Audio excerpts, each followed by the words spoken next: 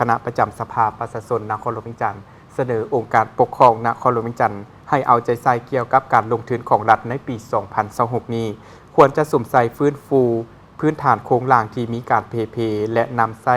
เงินเกินแผนสวมใส่ในการแก้ไขหนี้สินจัดตั้งปฏิบัติโครงการสืบต่อให้สำเร็จและจำกัดโครงการเสนอใหม่ในกองประชุมสภาประชาชนนครหลวงเวียงจันทน์ที่ผ่านมาได้มีการเสนอให้องค์การปกครองนครหลวงเวียงจันทน์สืบต่อเอาใจใส่8ปัญหาหลักคือ 1. ค้นคว้าโครงประกอบเศรษฐกิจบรรดาปัจจัยนโยบายและมาตรการละเอียดของบรรดาแขนงการโดยการหันเปลี่ยนโครงประกอบเศรษฐกิจไปสู่แขนงการที่มีท่าแฮงเป็นต้นแขนงบริการปรุงแต่งกสิกรรมและอุตสาหกรรมกำหนดโครงการบริมสิทธิ์ของการพัฒนาที่มีท่าแฮง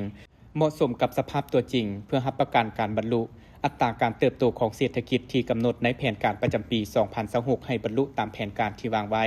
2. เอาใจใส่สร้างแผนงบประมาณที่มีตัวชี้บอกลักษณะบุคทะลุรับประกันการสร้างความเข้มแข็งให้แก่งบประมาณแห่งรัฐเป็นต้นการจัดเก็บรายรับตามท่าแห่งบ่มซ้อนที่มี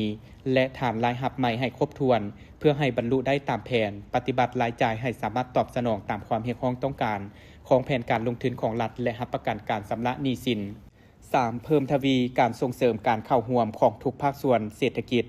มีการประสานสมทบและกลมเกี่ยวกันอย่างเป็นระบบเป็นต้นการลงทุนของรัฐการส่งเสริมการลงทุนของเอกชนภายในและต่างประเทศ 4. เอาใจใส่ในการจัดตั้งปฏิบัติบรรดามาตรการและข้อเสนอของคณะประจำสภาประชาชนที่เสนอต่อองค์การปกครองในกองประชุมสมัยสามัญแต่ละครั้งที่เห็นว่ามีความคืบหน้าน้อยเป็นต้นการชดเชยให้ประชาชนที่ถูกผลกระทบจากโครงการพัฒนาต่างๆปัญหาการบุกรุกจับจองที่ดินเขตสงวนข้อขัดแย้งที่ดินการแก้ไขปัญหาหนี้สินและอื่นๆ 5. ค้นคว้าวิธีการและกลไก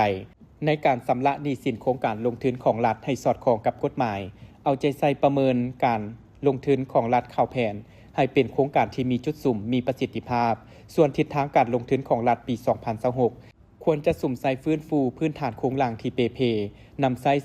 เงินเกินแผนสุ่มใส่แก้ไขหนี้สินจัดตั้งปฏิบัติโครงการสืบต่อให้สำเร็จและจำกัดโครงการเสนอใหม่ 6. ติดตามกวดกาการเพิ่มขึ้นของราคาสินค้า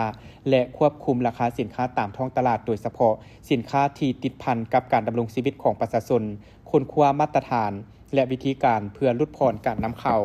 สินค้าเพิ่มทวีการผลิตเป็นสินค้าเพื่อส่งออกให้หลายขึ้นสุกยู่ส่งเสริมทั่วสังคมนำใช้สินค้าที่สามารถผลิตได้ภายใน 7. สืบต่อพัฒนาทรัพยากรมนุษย์ให้มีคุณภาพสูงขึ้นกว่าเก่าโดยสุ่มใส่ส่งเสริมให้เด็กได้เตรียมพร้อม1ปีก่อนเข้าเรียนชั้นประถมศึกษา